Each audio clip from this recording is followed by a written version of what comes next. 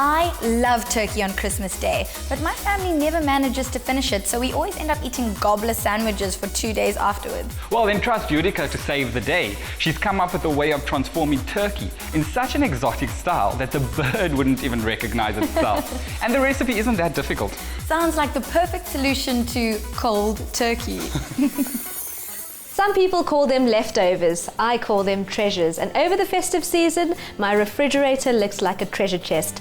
Today I'm getting creative in the kitchen and preparing phyllo turkey pilau parcels, curried turkey buns, and a strawberry Victoria sponge cake. Now the ingredients for the curried turkey buns are sunflower oil, onion, coconut milk, tomato, turmeric, red chili, cumin, coriander, garam masala, ginger and garlic paste, some lime leaves, we've got some pre-cooked turkey, we've got fresh coriander, we're going to season with some sea salt. Now the first ingredient going into the pan, some sunflower oil.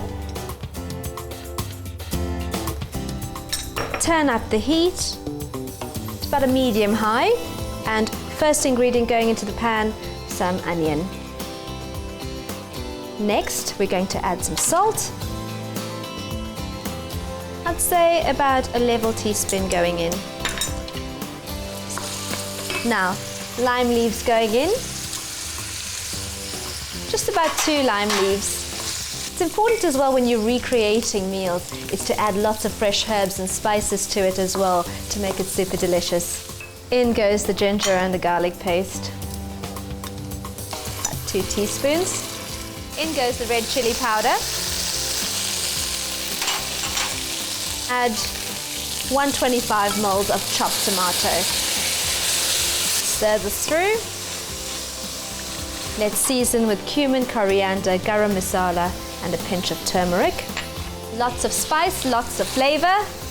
Now if you're feeling just a little lazy, you can always use tin chopped tomatoes for this. Just keep mashing until the tomatoes form a thick paste. In goes the coconut milk. Chosen coconut milk because it adds a lovely, deep, rich flavor to these turkey leftovers.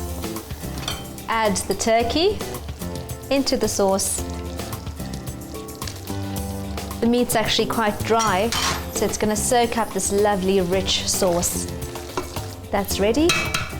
Let's leave this to cool. Let's get started with the dough for the buns. The ingredients for the curry bun dough: flour, milk powder, we've got cumin seeds, sugar, evaporated milk, water, yeast. We've got melted butter that goes into the dough. We're also going to brush the buns with melted butter, some poppy seeds, and fresh coriander. Now, first ingredient going into the bowl, the flour.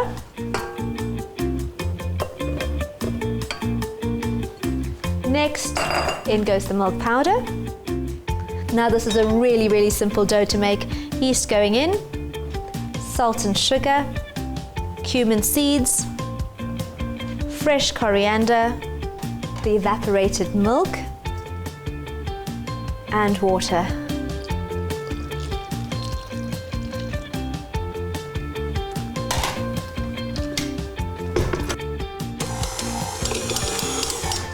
The dough is quite sticky, but it's come together. It's time to add the butter.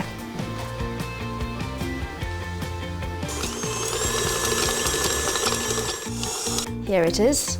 Now just work this into a really soft, smooth ball. Now once you've kneaded this into a smooth ball, put it in a bowl that's been greased with non-stick spray. I've done one already. Cover it with plastic wrap, and here is my prepared dough. You can see the plastic wrap has puffed up, which means that the yeast has done its job. The mixture's cooled down. Chopping some coriander. Now this has risen beautifully, and I'm going to be quite childish and just stick my finger right through it. I couldn't resist. Now gently scoop that dough out the bowl. You can see once you've greased the bowl with non-stick spray, it comes out the bowl really easily. Let's just punch that back and knead lightly. Divide this into 4 portions.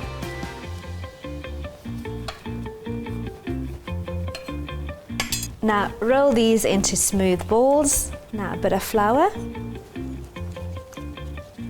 And just work that into a round. There we have it, it's ready to be filled.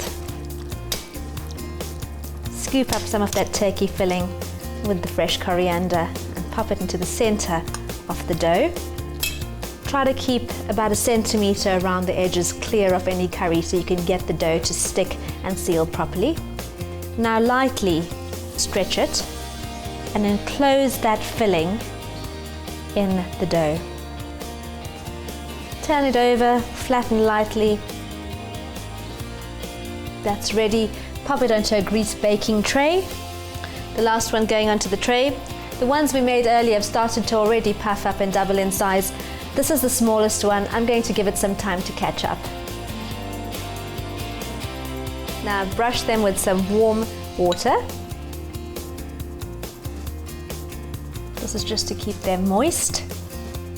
I'm going to sprinkle some poppy seeds over this, but you could also use some sesame seeds or any spice that you like, even a bit of chili flakes.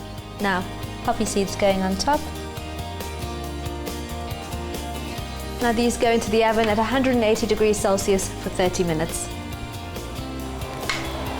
Let's get on with those turkey parcels. The ingredients are sunflower oil, some sliced onion, we've got butter, turmeric, melted butter for the phyllo pastry, we've got cumin seeds and cardamom, fresh cream, coriander and chopped mint, red chili powder, cumin, coriander and garam masala, some lentils, this is crisp brown onion, cinnamon sticks and bay leaf, and then we've got some rice and some turkey as well.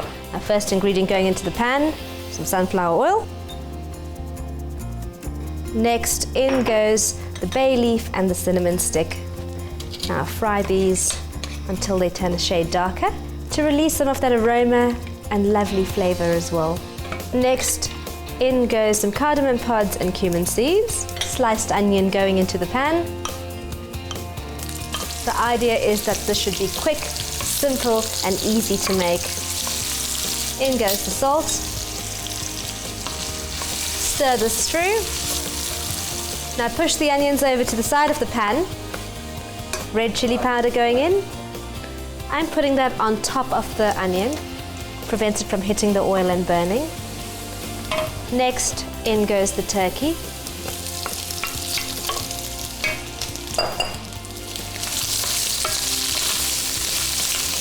Now pour in the cream. Cumin, coriander, garam masala and turmeric going in. In goes the lentils.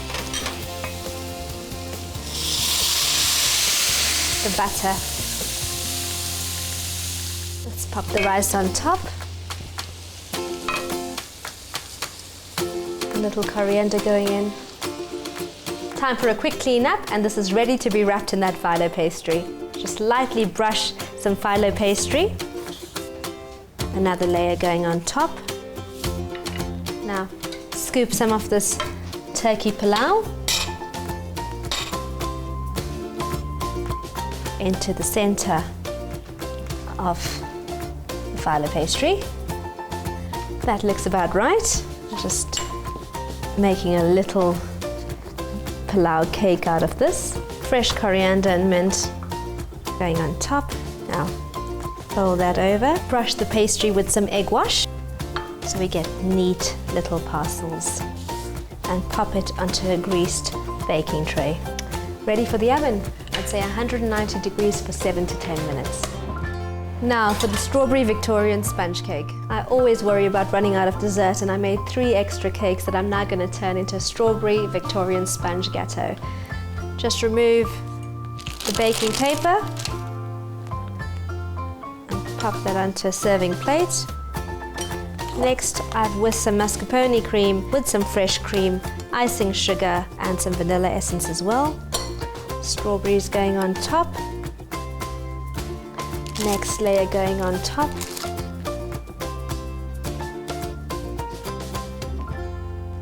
Icing sugar. Let's dust that over. Now some fresh mint sprigs to garnish. That's the Victorian strawberry sandwich cake.